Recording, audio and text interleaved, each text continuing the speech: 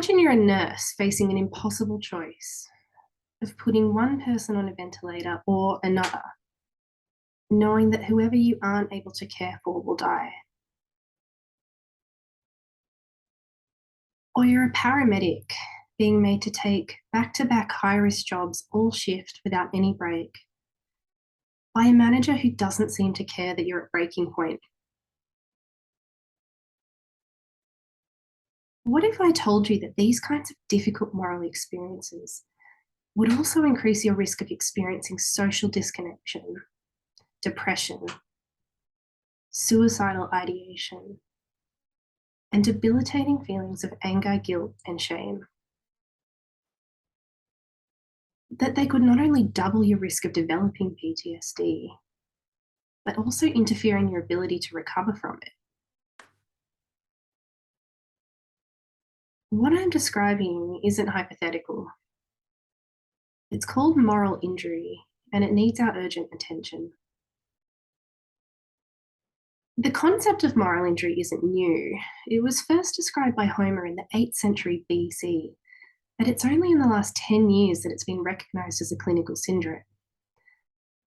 Our understanding of moral injury has come from analyzing the experiences of soldiers, and most research has looked at this in a military setting.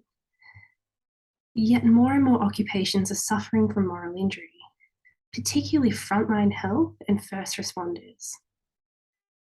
There's a desperate need for us to understand more about what moral injury looks like outside the military, what the key risk factors are, and how we can better prevent and treat it.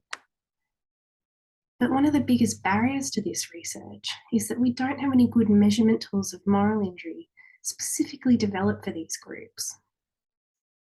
My research offers a solution to this by developing one of the first psychometric measurement tools of moral injury in occupational settings.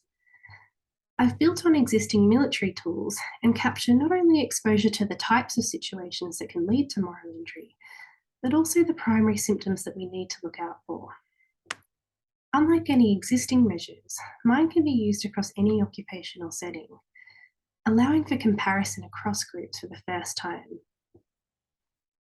The tool's being validated in a group of 750 frontline health and first responder workers. It will allow us to screen for those who are most at risk and to pinpoint the types of situations that are causing the most distress, offering much needed evidence for better support and meaningful structural change. Understanding and measuring moral injury is crucial to supporting those at the front lines of our society. With my research and this tool, we hope to ensure that making impossible choices is not impossible to live with.